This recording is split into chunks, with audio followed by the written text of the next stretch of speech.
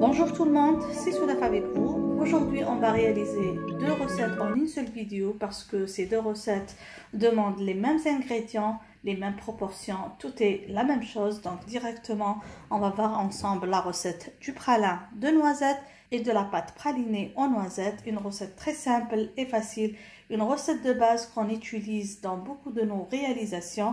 Personnellement, je l'utilise beaucoup et si ce n'est pas pour l'utiliser dans mes recettes, mes enfants aiment beaucoup tartiner la pâte à praliner.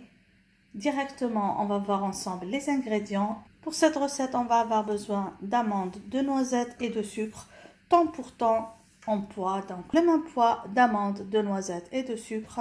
On va ajouter l'eau juste pour mouiller le sucre pour avoir un bon caramel. Et tout de suite, on passe à la préparation.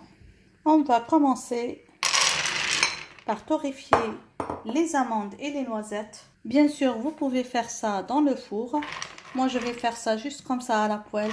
Et on va remuer jusqu'à ce que les deux ingrédients soient bien torréfiés. On ne laisse pas brûler.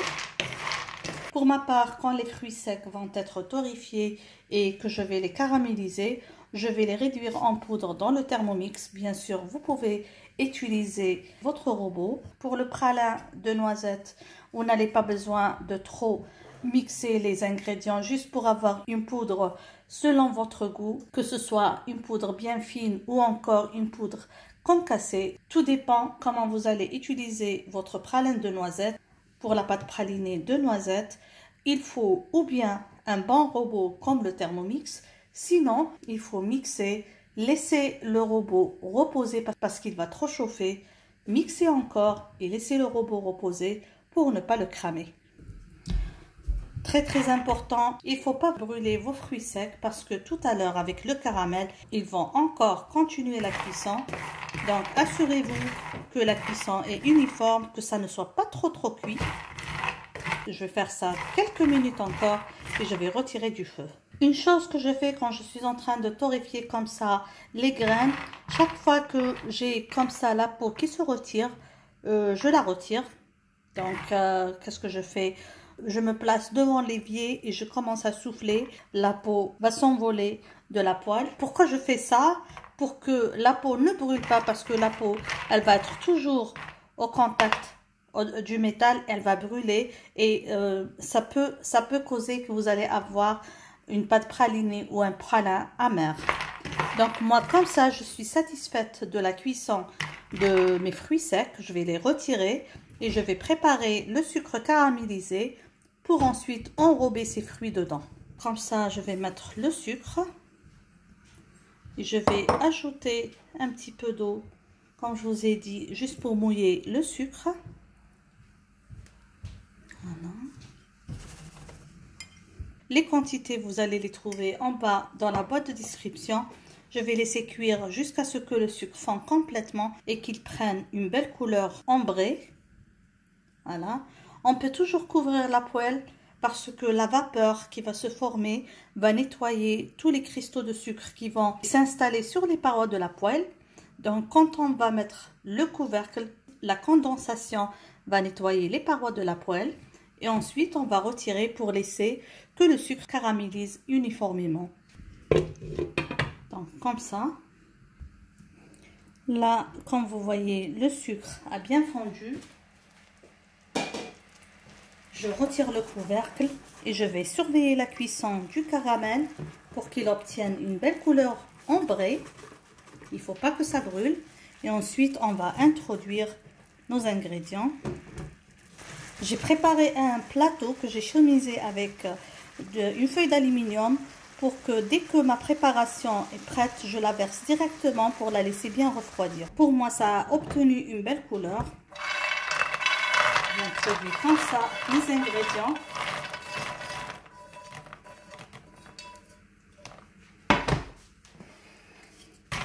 Je vais essayer de les enrober en entier avec le caramel. Donc à l'ajout des fruits, on va avoir une pellicule blanche qui va se former pour couvrir les fruits. Ne paniquez pas, c'est normal. Donc on continue comme ça à mélanger. Cette pellicule va encore caraméliser au contact de la chaleur. et on va avoir un joli caramel qui va enrober les fruits. Il faut juste maintenir la température, continuer comme ça à remuer pour que ça ne brûle pas. C'est pour ça que je vous ai dit tout à l'heure qu'il ne faut pas trop cuire les fruits secs parce qu'ils vont encore cuire avec le caramel. Tout va dépendre de la quantité que vous avez mis de fruits secs dans votre poêle. Donc moi, j'ai presque 400 g de fruits secs. Donc ça peut prendre entre 15 et 25 minutes. Ça va dépendre bien sûr de la quantité des fruits.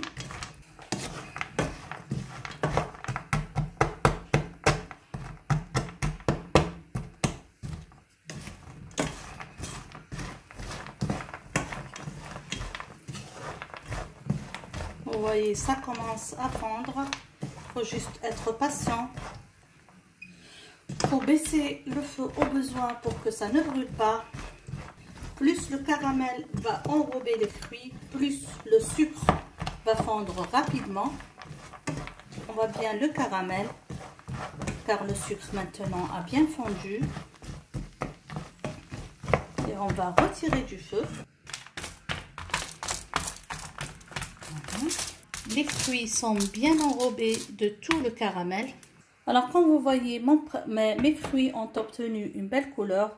C'est pas brûlé, il fait très tard chez moi et j'ai juste une petite lumière. Comme ça, je vais laisser super bien refroidir avant de commencer à concasser et à réduire en poudre mon pralin et ensuite à préparer ma pâte à praliner aux noisettes. Je vais concasser la nougatine que j'ai obtenue.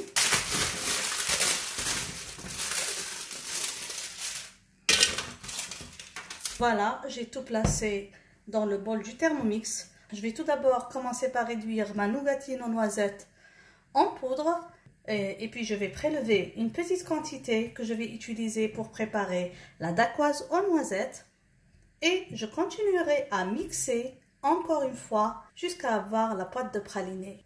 Donc voilà, j'ai placé mon bol de Thermomix dans sa place. Le bol est bien séché. Pour avoir mon pralin de noisettes, je vais mixer 3 secondes à la vitesse 6.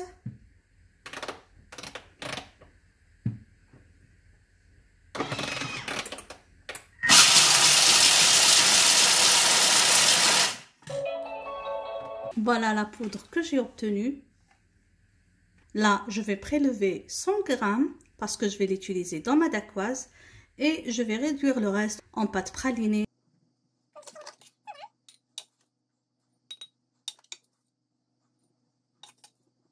Pour la pâte pralinée aux noisettes, je vais faire 40 secondes tout d'abord. On verra après à la vitesse 6. Si le son du robot change, on retire pour racler tout ce qui est sur les parois. Et on continue à mixer. Voilà. Voilà la texture que j'ai obtenue de ma préparation. Je vais tout d'abord racler tout ce qui est sur les parois et je vais mixer 1 minute à la vitesse 5, bien sûr, tout en raclant à chaque fois. Je ne vais pas faire la minute en entier. Je vais à chaque fois vérifier la texture que j'aurai obtenue de ma pâte pralinée. 1 minute, vitesse 5. Mais comme je vous ai dit, on surveille tout au long de ce mixage pour avoir la texture parfaite. Comme ça, je vais verser ma pâte pralinée dans une jarre. Cette pâte se conserve très bien. Et voilà mes 2 préparations. Le pralin de noisettes. Bien sûr, chacun comment qu'il veut la poudre, bien concassée ou bien fine. Et ici, on a la pâte pralinée aux noisettes. J'espère que vous avez aimé ces 2 réalisations. N'oubliez pas de vous abonner à la chaîne et n'oubliez pas de partager cette réalisation avec vos amis. Sur ce, je vous dis merci et à la prochaine.